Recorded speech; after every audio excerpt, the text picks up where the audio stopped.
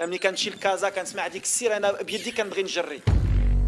Nous on les connaît. Ok, Homa ils nous connaissent pas. Ils vont nous connaître. Ils vont voir qui on est. Yes.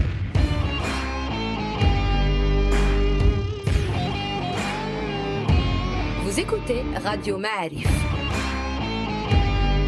le podcast marocain. قدموا واحد المقابله رغم المقابلات كثرت المقابلات الحمد لله قدمنا واحد المقابله. Le podcast foot.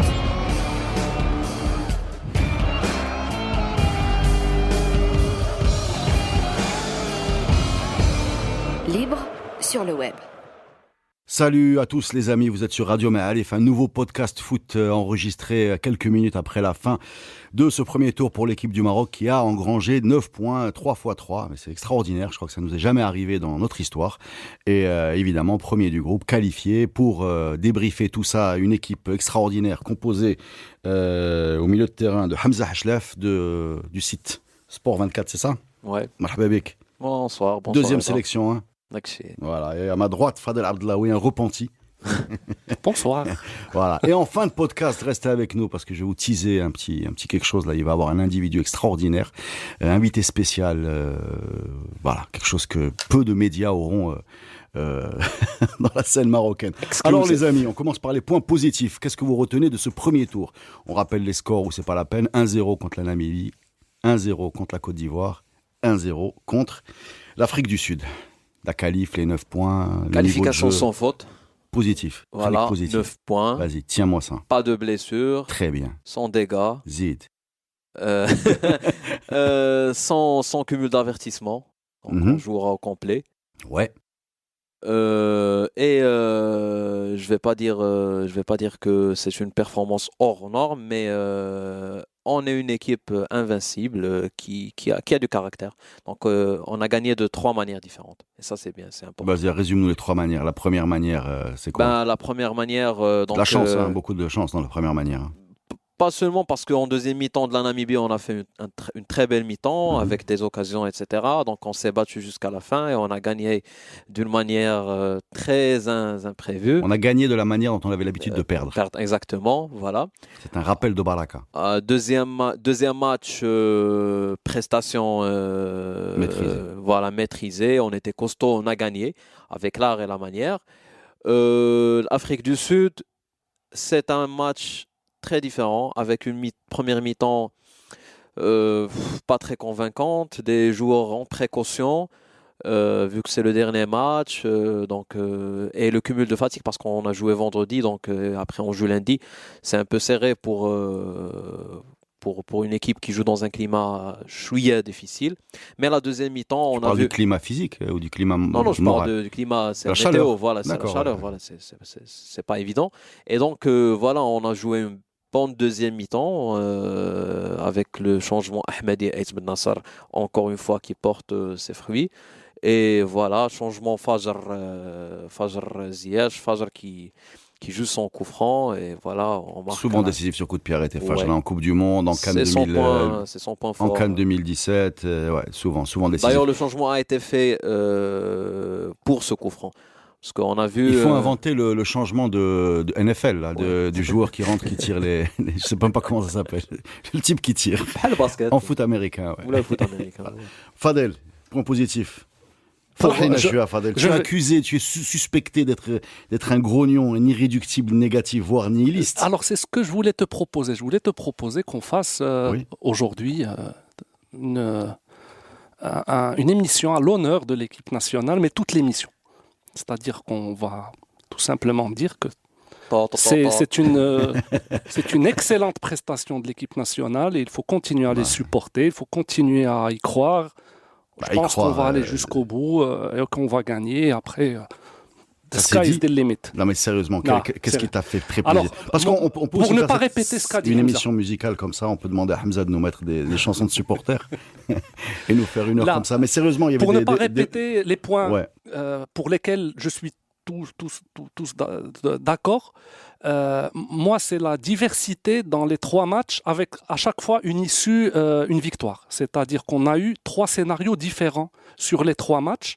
Et sur ces 3 scénarios différents, il y a eu 3 victoires. Et ça, c'est positif parce que ça prouve qu'on a cette capacité de nous adapter, qu'on a cette capacité à changer de schéma, à être bon et gagner, à être moyen et gagner, à être même sur certaines mi-temps mauvais et ne pas encaisser. Et donc, c'est un peu une force aujourd'hui que je vois à cette équipe, à ces joueurs.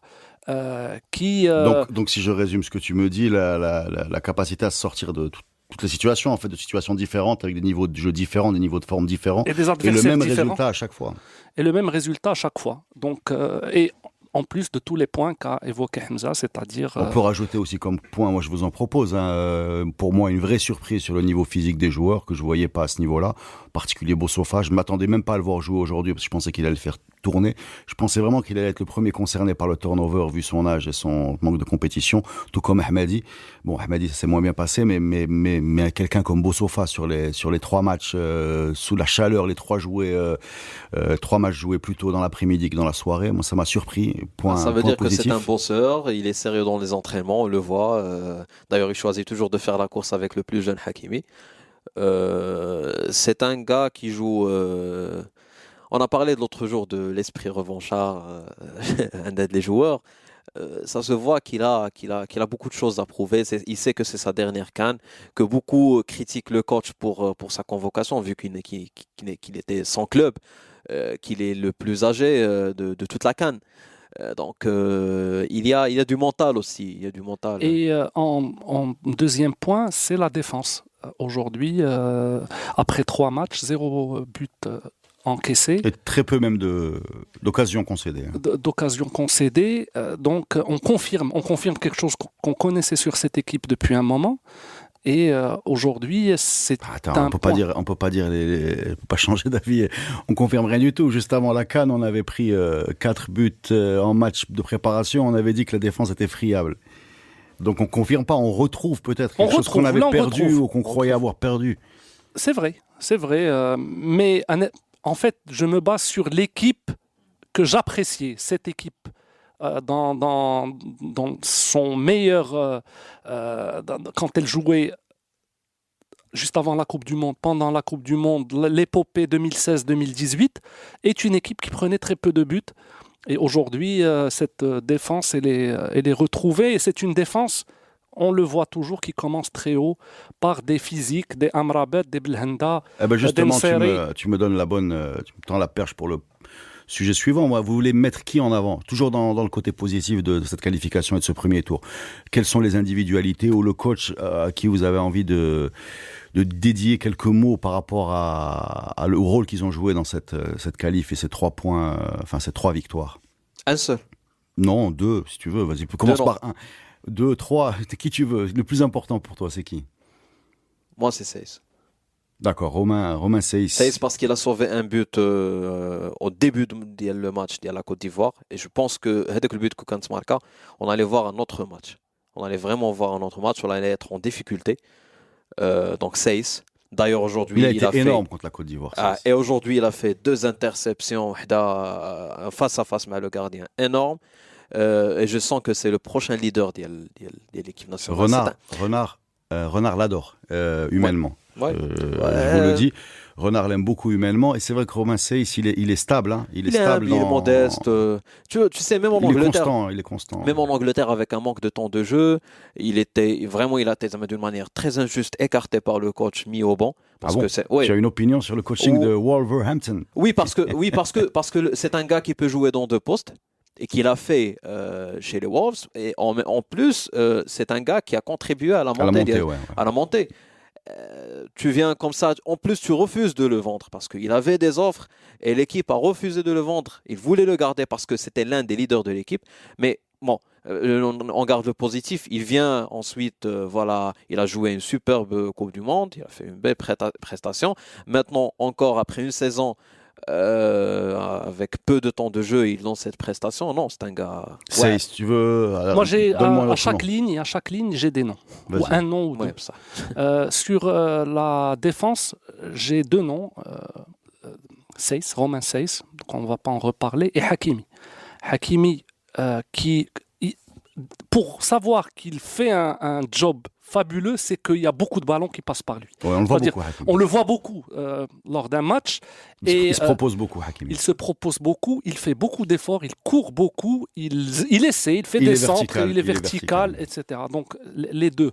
Au milieu... Et pour toi, ce problème d'incapacité à centrer du gauche, on l'oublie. Parce qu'on l'a vu Mais si aujourd'hui on essayer l'extérieur du droit. On l'a vu aujourd'hui repiquer et décrocher une super frappe là sur la transversale. On a vu l'extérieur. Il est inversé. Ouais. Après, au milieu, moi, mes joueurs, c'est sur 3 matchs, hein, c'est pas sur un seul match. Donne-moi un deuxième joueur. C'est-à-dire, quelques-uns vont nous dire peut-être Amrabat. Moi, non, je ne mets pas Amrabat dans le lot, je mettrai Boussoufa. C'est moi qui mettrai Amrabat alors. Tu mettras Amrabat. Juste pour le plaisir. Je mets Boussoufa parce que c'est quelqu'un dont j'attendais pas ça. Donc c'est une sorte de joueur surprise pour moi par rapport à des faits objectifs et statistiques. Il est âgé, 35 ans, il ne joue pas beaucoup en club. Et donc je me suis dit... Et ce qui est incroyable chez Boussoufa, c'est que ses deuxièmes mi-temps sont meilleurs que ses premières mi-temps. À son âge, tu attends un déclin en fin de match, et très souvent, c'est le contraire qui se produit. C'est en deuxième mi-temps qu'il monte d'un cran et qu'il se multiplie, que ce soit défensivement. Ahmadi m'a donné ce sentiment qu'il a calé, qu'il n'est pas blessé sur une action. De d'essence, quoi. Enfin, et en attaque, Nseri aussi est un joueur fantastique, cette CAN. Il se propose, il est là dans les airs à voler. Je suis d'accord. Je suis d'accord. Il est en train de survoler cette CAN dans les airs du Caire et à se proposer, à sauter, à plonger, à bousculer des défenseurs. Khdamskin. C'est un vrai attaquant généreux. Bosseur. Donc, alors, tu as parlé d'Nseri, Seiss. Je vais dire encore Nseri, il est واحد القضية. Sur qui?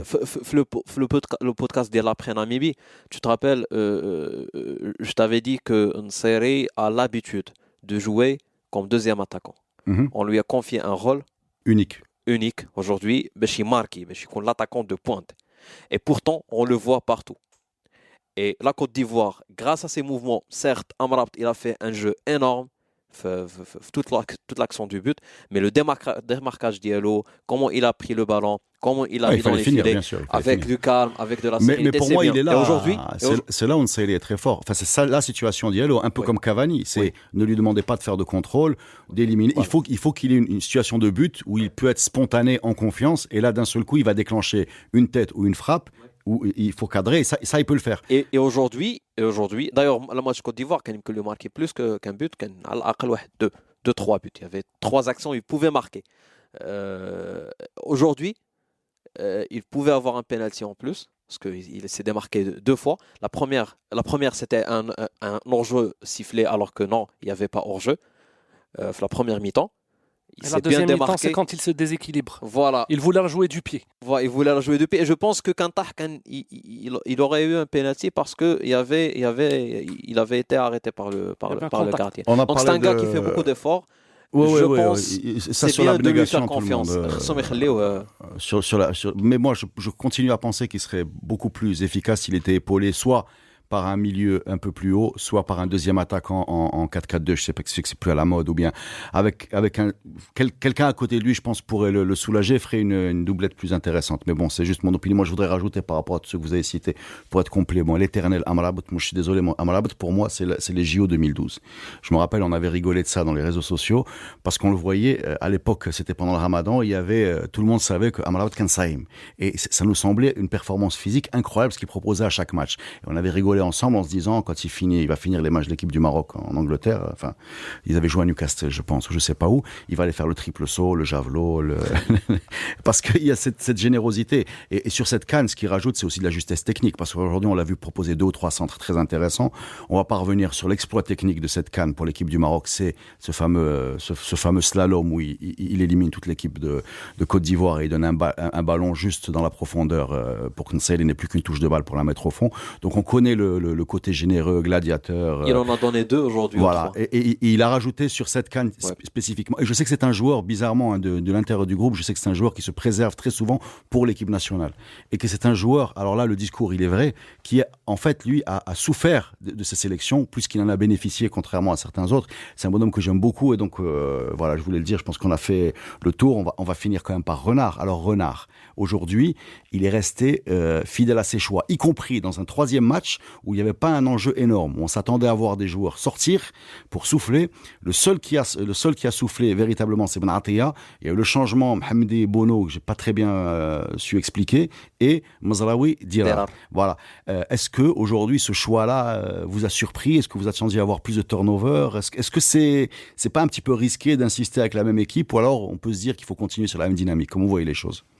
Moi, j'aurais préféré... plus de turnover. Oui, j'aurais préféré de laisser Ahmadi au banc, Belhanda, pour les avertissements. Parce que je ne m'imagine pas jouer sans Belhanda en 8e de finale, sincèrement. Hadi d'un côté. Le pari est réussi, puisqu'ils n'ont pas pris de carte. Le pari est réussi, mais il y avait du risque. Bien sûr, le résultat, il donne raison à Renard. Voilà. Le bilan, il donne raison à Renard. Mais moi, pendant la première mi-temps, jusqu'au premier but, je n'étais pas d'accord avec ce choix. Moi, je ne suis pas tacticien, je ne sais pas ce qu'il a voulu faire. Bien sûr, là, on va parler. Les raisons derrière, qu'est-ce qu'il cherchait? Il veut justement stabiliser ce groupe pour prendre l'habitude, etc., le jeu, et justement capitaliser sur ça pour les 8e, vu que Nedaba 4 jours, 5 jours. Mais moi, avec 2 jours, il y a la différence entre vendredi et lundi, j'imaginais bien, dans un premier temps, Ahmadi au banc touche, et dans un deuxième temps, Belhanda pour l'avertissement, parce que c'est un gars qui a un peu le sang chaud. Voilà. On va parler de Belhanda. Voilà. Fadel, j'avais peur de... Comment tu te places dans ce débat sur le turnover, le non-turnover? Le non-turnover, tu as posé la question sur Renard. Ouais. Pour moi, d'où sur ce choix en particulier, mais tu peux parler de Renard. Moi, je pense que Renard, il a fait un jackpot, où la tournure des événements est un jackpot pour lui. C'est-à-dire qu'il y a un match référence. Si on fait 7 matchs comme la Côte d'Ivoire, on est champion. Sauf que on n'a pas fait 2 autres matchs comme la Côte d'Ivoire. On a même fait beaucoup moins que ce qu'on a fait contre la Côte d'Ivoire. Ce que j'ai vu cette première mi-temps, j'avais pas l'impression que je voyais la même équipe. C'est-à-dire, peut-être que c'était pas le Maroc qui jouait, c'était une autre équipe qui jouait. Parce que je me suis dit, monter en puissance, on était... très moyen, on a fait le match référence et là on explose encore. On a rechuté. C'est visible qu'il y a rechute d'un point de vue de niveau. Mais de la perspective de Renard, tout ça c'est bien parce qu'il a 3 configurations différentes. Il y a 3 scénarios différents. Dans la mythologie dans la mythologie des phases finales, tu as sans arrêt en tête une équipe qui souffre au début et qui se révèle dans les matchs à élimination directe, plus que dans l'équipe star du premier tour qui explose en général en quart ou en demi. Voilà, ça peut être. Si vous regardez les choses référentes, le dernier exemple qui me vient en tête, c'est la France. Où tu as vraiment l'impression que c'est sur la durée que s'inscrit la montée en puissance d'une équipe et que même dans le scénario un peu seul contre tous, match de préparation loupé, polémique à gogo, premier match difficile, but contre son camp et bim, le deuxième match référence, là-dedans on aurait voulu voir dans ce scénario plus de maîtrise aujourd'hui. C'est ce qui allume quelques ampoules d'inquiétude dans la tête, je pense, par rapport à l'euphorie qu'il y a eu vendredi soir. Ce qui est rassurant après cette phase de pause, c'est la défense. Je vais insister sur la défense parce que pendant une coupe, la défense est très important. Ne pas encaisser des buts, c'est un très bon signe. C'est vrai qu'on a des difficultés à concrétiser des occasions, mais ne pas encaisser des buts, c'est très très très important. D'autant plus qu'on a des plans B. Moi, j'étais impressionné aujourd'hui par la prestation de Da Costa. Parce que c'est un gars qu'on a souvent critiqué pour des prestations mitigées, pas très très très convaincantes, mais aujourd'hui la doublure Seyss Da Costa, elle peut bien marcher, et donc on peut jouer sans Benatia parce qu'à un certain moment on avait toujours ce problème quand Benatia part, il fait ses petites retraites à lui, on était un peu inquiet, on dit que oui, non, pour le moment on peut pas jouer sans Benatia. Non, je pense Et d'ailleurs, même contre l'Espagne, c'était bien. Da Costa, et ça a C'était marché. peut-être même mieux. C'était ouais. Ah, ça, sur la Je vais Coupe pas du dire- Monde, c'était mieux. Ouais, oui. Ouais.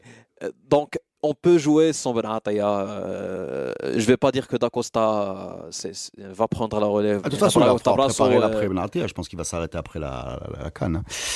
je sais pas. Ben, bon, bref, on va Moi, faire. il y a un dernier point, un autre point, c'est cette incapacité à plier des matchs très vite ou à marquer très Ouais, vite. ouais. On se a mettre à quand l'abri. même se mettre à l'abri.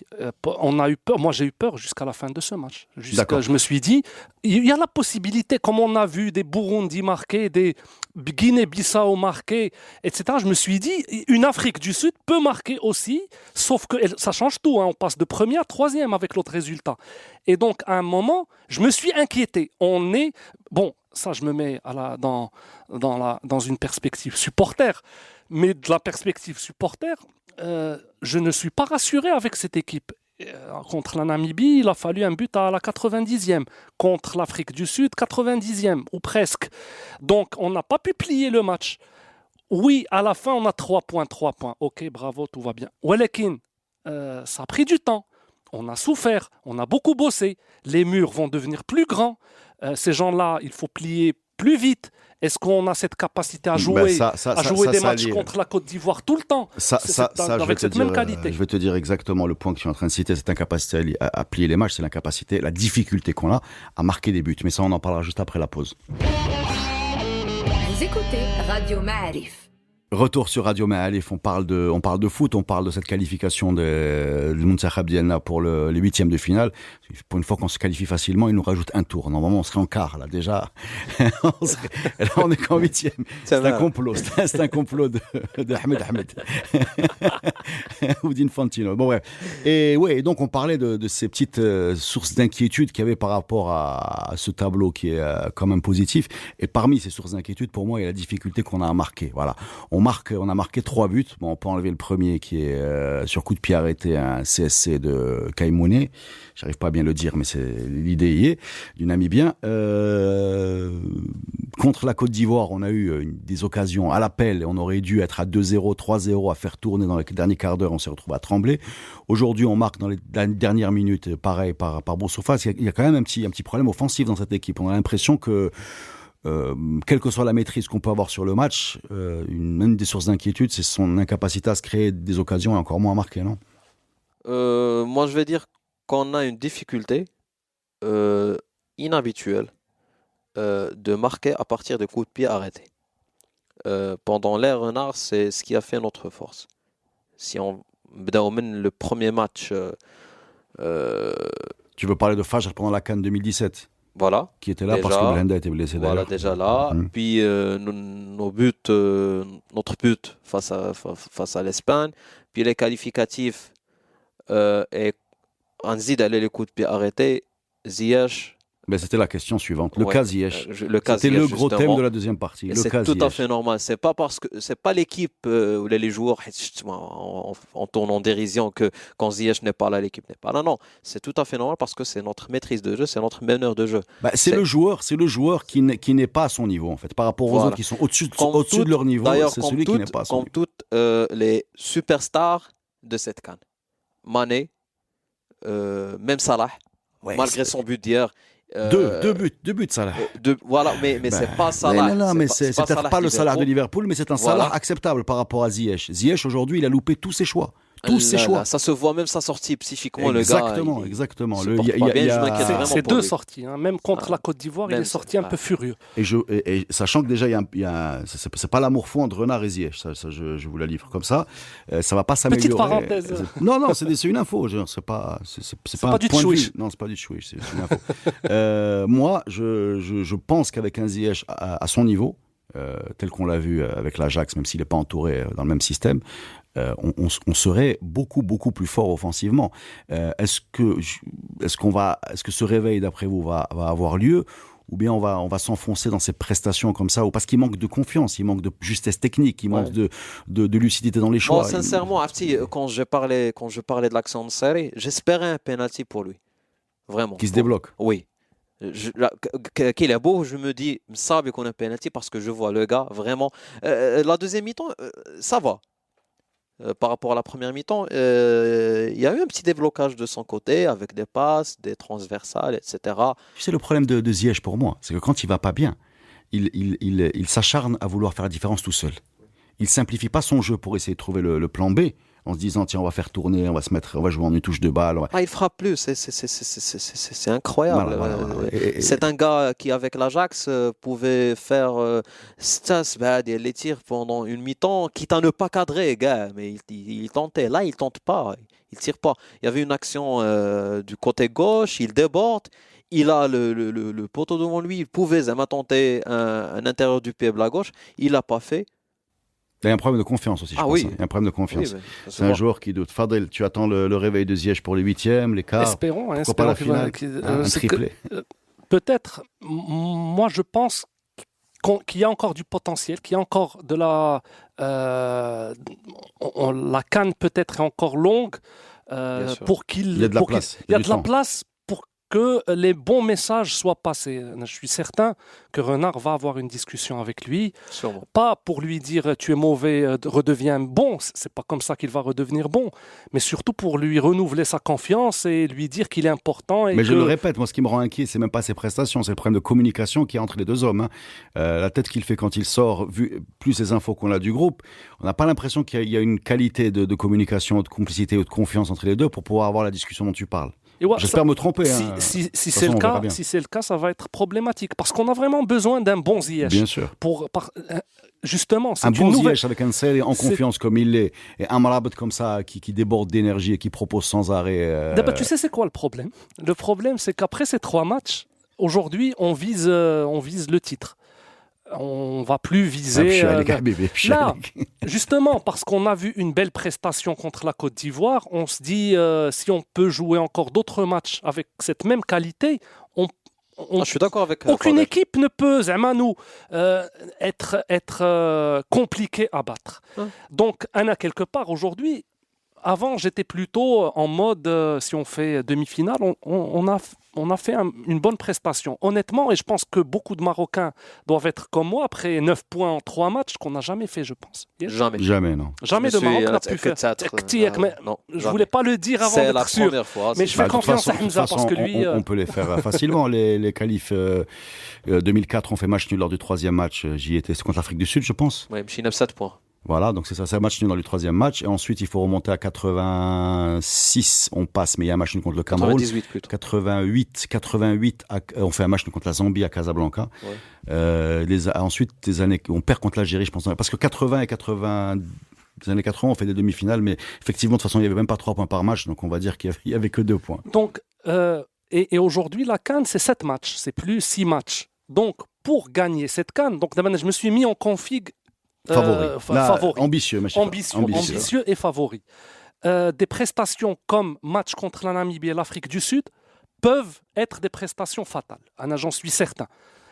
Voilà, on a un catalogue que nous a proposé cette équipe et Renard de 3 matchs. Si je fais je choisirai le meilleur, là je suis confiant. Si je prends les 2 autres, je ne peux qu'être inquiet. Parce que faire la prestation de l'Afrique du Sud contre l'Égypte ou contre Madagascar ou contre des équipes, alors Madagascar c'est par rapport à sa forme du moment, ou contre plutôt l'Algérie Ghana, par exemple, ou faire les prestations de l'Afrique du Sud ou de la Namibie, je pense qu'on perd. Mais si qu'on va avoir un match difficile. Par contre, il nous faut nous rapprocher. Renard a dit une chose très intéressante dans sa conf d'après-match qu'on a vu juste après le coup de sifflet final. Il a dit on les a un peu pris de haut et il y a eu une démobilisation. C'est intéressant. Sur le premier match. Sur ce match. Sur le match d'aujourd'hui. Il a dit on a peut-être pas assez respecté l'adversaire. Et il va falloir plutôt refaire la même j'ai remarqué autre chose. Il a dit, c'est intéressant Renard, parce que parfois il balance des messages très intéressants via la presse. Parce que Renard, très souvent, il parle aux joueurs via les journalistes. Alors, j'ai remarqué autre chose sur ce match. Je ne sais pas si vous l'avez remarqué comme moi, mais j'ai l'impression que l'Afrique du Sud, à 10 minutes de la fin, s'est dit, ouais. J'ai la possibilité de faire 6 points et être peut-être premier ou deuxième et éviter un premier. Où là, j'ai la possibilité de me qualifier. J'ai l'impression qu'à 10 minutes de la fin, je les ai vus à l'arrêt. Et il y a eu un quart d'heure où il ne s'est rien passé. il ne s'est rien passé. À un moment, et c'est là où je trouve l'équipe de Renard excellente, c'est qu'ils ont pris cette information et ils ont encore plus mis de la domination et de la pression. Mais l'Afrique du Sud a fait une faute stratégique aujourd'hui. Ils auraient dû continuer sur leur façon de jouer et éviter de prendre un but. Quand il s'allie au match nul. Quand ils s'allient au match nul. D'abord, ils sont en danger. Ils n'ont pas fait une stratégie pour prendre un but quand même. Là, ils ont mis le frein. Ils se sont dit pas de risque. Pas de risque qui s'est exprimé en retrait, en soumission et en se disant il reste 10 minutes, essayons de... Avant, là, ils voulaient marquer. Ils ont eu des occasions. Les 10 dernières minutes, vous allez voir, là, il n'y a eu aucune occasion de l'Afrique du Sud. Est-ce qu'on peut dire... Peut-être c'est de la fatigue. Okay, non, on les a fatigués peut-être. C'est un bon point que tu soulèves. Est-ce qu'on peut dire deux mots sur Belhanda qui a suscité un enthousiasme extraordinaire après son match contre la Côte d'Ivoire et dont on nous a dit qu'il avait fait taire les critiques par rapport à cette prestation. Comment vous avez trouvé Belhanda dans ce premier tour de CAN? J'ai un avis non populaire. C'est un gars que j'apprécie, surtout depuis le retour d'El Ziyech, avec le changement de poste, le retour un peu en arrière, avec son profil actuel de l'équipe nationale. Je trouve qu'il fait son boulot. Il ne peut pas toujours être au top de son niveau. Mais j'ai des matchs références et d'ailleurs son absence. C'est un match référence, la Côte d'Ivoire. La Côte d'Ivoire, c'est un match référence. L'Iran, c'est un match référence. On l'oublie souvent. Mais c'est quoi le poste de Belhanda? C'est un regista, c'est un gars que tu dois retrouver en défense comme tu peux retrouver en attaque la phase offensive. Et c'est un gars qui normalement, quand il est en forme, il facilite beaucoup la tâche. Le Ziyech. Un Rakitic, peut-être. Tu le trouves souvent en défense, au milieu tout le temps, et il a aussi de l'apport offensif. Très bien, les amis, je vais faire un geste technique extraordinaire. Lequel? Celui que je suis en train de faire d'abord. Vas-y. C'est de ne rien dire. c'est le moment le plus patriotique que je peux voir dans ce podcast. Si je vois bien, tu m'as dit Rakitic, toute proportion gardée. J'ai fini. Toute proportion gardée sur l'objectif de son travail. D'accord. Mais pas sur la prestation. Je ne comprends pas très bien, moi, déjà l'objectif de son travail. Parce que moi, on parle beaucoup de son pressing défensif, sa capacité. De son jeu sans le ballon. Non. Il y a des choses que je suis pas de mauvaise foi. Il y a des choses on voit bien que le bonhomme, il a une densité physique. Et il est capable de faire un pressing haut, d'arracher des ballons plus haut. Il est capable d'orienter le jeu. Voilà. Mais en même temps, quand tu es dans la troisième ligne de l'équipe, il n'était pas interdit de te projeter un peu plus vers l'avant, de tirer de temps en temps au but, de donner quelques passes décisives, d'être décisif plus souvent dans le dernier geste. Voilà. Bon, en 10 ans de sélection, 2011, disons 8 ans de sélection, j'ai très peu de souvenirs de gestes décisifs, offensifs, mais peut-être que c'est parce qu'on lui demande, et peut-être que je ne comprends pas. Mais régulièrement, quand on me compare ce joueur à ceux qui sont dans ce poste-là, c'est-à-dire dans une équipe en plus marocaine qui est plutôt dominatrice, dans la période où Belhanda était titulaire, on a joué, on s'est qualifié en Afrique, on a gagné des matchs, mais très rarement on le trouve devant les buts. Enfin, c'est la réserve que je peux avoir. Hein. En plus du fait d'avoir toujours l'impression qu'il a deux doigts de passer sur du MMA, mais bon, ça c'est là. C'est ce que j'aime le plus. Il te faut toujours un joueur en équipe nationale. Un nerveux. Un nerveux, quelqu'un qui apporte un peu qui secoue, parce que le problème c'est qu'il le fait souvent dans les matchs amicaux. Hein. C'est-à-dire son match de MMA le plus abouti, c'est contre la Hollande. Même Galatasaray, même en France, il était comme ça. Avec l'apogée d'El c'est Montpellier, il était comme ça. Mais Montpellier était un joueur offensif. Regarde la verticalité de son jeu. Il jouait en meneur de jeu. Mais on l'a mis en meneur de jeu. On l'a mis en meneur de jeu. Et ça n'a pas marché. Ça n'a pas marché. Bon, on va. En tout cas, là où je suis d'accord, c'est qu'il fait une super CAN. Ouais. Pour le moment, il est pour moi incontestable. Il a un vrai plus par rapport à toutes les réserves qu'on peut avoir sur ses prestations mitigées depuis 7 ou 8 ans. Merci les amis, on fait une dernière pause avant notre surprise. Vous écoutez Radio Ma'arif. Troisième et dernière partie de ce podcast foot de Radio Ma'arif consacré à l'exploit de cette CAN. Alors il faut sortir un peu de ce patriotisme nombriliste et regarder les choses telles qu'elles sont. L'exploit de la CAN et la qualification de Madagascar, pays qui s'était jamais qualifié à la CAN, ni à la Coupe du Monde, ni au JO, ni à rien du tout, qui arrive et qui se qualifie premier du groupe. Pour parler de ça, nous recevons un invité spécial, Nari Rasafintsalama Ranjeva. Salut à toi. Salut Leda, merci beaucoup. J'avais un gros stress pour ton nom. Tu l'as très bien géré, merci beaucoup. Voilà, Nari est donc le spécialiste, donc un malgache, spécialiste du football malgache, le plus grand spécialiste installé au Maroc du football malgache, on peut dire ça. Sauf Ahmed quand il vient en vacances. Exactement. Exactement. Alors, comment tu vis cette qualif? Raconte-nous comment ça se passe. Il y a des échos du pays. C'était espéré, inespéré. Fais parler ton cœur. Non, mais c'est juste complètement dingue ce qui nous arrive. C'est dur de placer des mots. On en rêvait, si tu veux, sans trop y croire.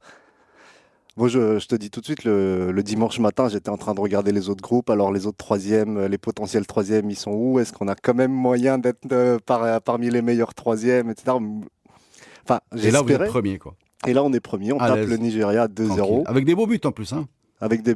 Bon, surtout le coup franc, il y a un petit match, malentendu sur le deuxième but contre le Nigeria, mais oui, le coup franc sur le deuxième match, il est magnifique. La tête contre le premier match contre la Guinée, on est mené 1-0. Les gars, ils arrivent à trouver les ressources pour revenir, mener au score. Bon, un peu de frustration parce qu'on se fait rattraper derrière, alors que voilà, mais... Non, mais c'est un truc de fou, on se retrouvait premier. Merci. Et ce qui est génial aussi, c'est peut-être encore une fois sortir du nombrilisme marocain. Quand on voyage en Afrique, on est par notre statut de, entre guillemets, puissance du foot africain, même si on a du mal à le justifier, on est régulièrement en Coupe du Monde. Et c'est vraiment ça l'exploit du Maroc. C'est la Coupe du Monde. Il y a énormément de pays pour lesquels le rêve, c'est ce qu'est en train de vivre Madagascar. Et je le dis sans complaisance, sans arrogance. C'est vraiment, ça fait plaisir à voir cette équipe-là qui arrive comme ça et qui plie le Nigeria, méga favori quand même, et qui se qualifie à l'aise et qui là maintenant a des allures de conte de fées. Les amis, qu'est-ce que vous avez à dire? Madagascar est invaincu en Coupe d'Afrique, dans son histoire en Coupe d'Afrique. est une équipe invaincue. Je pense même que c'est la seule. Je pense pas qu'il y a une autre équipe qui a déjà participé à la CAN qui est invaincue. C'est qui la star de l'équipe là? C'est qui fait rêver les jeunes là-bas? Alors c'est le capitaine, l'attaquant, le numéro 9. Sincèrement, parce que c'est un grand bonhomme sur le terrain, il se dépense beaucoup. Il joue où? Il joue à Clermont. Donc c'est la deuxième division française, c'est pas non plus machin. Où était Mehdi Mnatia quand il a commencé en Clermont Foot? Clermont Foot, c'est ça, voilà. Deuxième division, Ligue 2. Voilà. Là, il a 35 ans, donc c'est probablement sa seule compète majeure avec le pays. Mais il est de la diaspora, formé là-bas. Non, il était au pays, puis il est parti. J'espère ne pas dire de bêtises. Mais non, puis voilà, puis c'est le mec, à un moment donné, avant les qualifications, on avait du mal à trouver des sponsors. Il est allé démarcher lui-même des sponsors. Il est sorti de capitaine milieu offensif, il est devenu commercial en fait. Voilà, c'est ça en fait. Directeur commercial. Blague, moi. Je me suis abstenu. Non, mais il y a lui, il y a ce qui nous amène à un autre gars, c'est le seul qui a déjà joué des matchs de Champions League, mais ça reste un joueur de Ludogorets, pas non plus, voilà. Donc il a joué contre Liverpool et le Real, c'est le seul qui a l'expérience du très haut niveau. Mm-hmm. Et ce gars-là, il y a quelques années, avec des problèmes avec la Fédé, il avait refusé de revenir en sélection. Et encore une fois, c'est le capitaine qui allait le voir pour le convaincre de revenir, etc. Donc pour ce côté-là, c'est un grand bonhomme, il se donne vraiment, c'est en tout cas moi, une impression que j'ai de la lecture des réseaux sociaux, c'est lui le grand bonhomme. Après, donc effectivement, tu as Anissé, le mec de Ludogorets, parce qu'il a déjà fait une Champions League. Parle-nous de... Parce que bon, quand on ne connaît pas bien la situation, il est tentant de dire Ahmed, président de la CAF, Madagascar qualifié. Il y a un rapport ou il n'y en a pas? Je pense pas déjà à la base que le Nigeria avait envie de perdre contre nous, ni qu'ils aient fait exprès.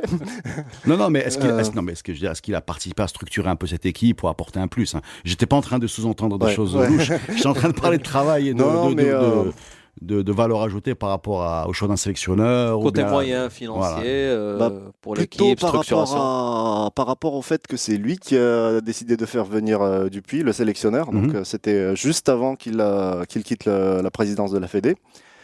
C'est lui qui l'a fait venir, cet entraîneur-là. Donc on rigolait tout à l'heure. Donc c'est cet entraîneur-là qui a fait une chose qui a l'air complètement évidente, mais qu'on ne faisait absolument pas, c'est de faire des matchs amicaux pendant les dates FIFA. C'est cet entraîneur-là qui fait, si on veut aller quelque part, les gars. Parce que le Maroc, on en fait tout le temps. Vous savez combien on en a loupé?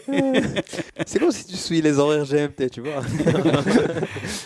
Eh ben c'est super. Et là, quelle est l'ambition là? Ils ont gagné. Enfin, déjà, la compétition est réussie, mais jusqu'où tu les vois arriver, toi? Tu veux entendre la raison ou Non, c'est la voix de la raison. On est dans un podcast. On n'a personne qui nous contrôle. On a une idée sur les scénarios pour Madagascar en 8e?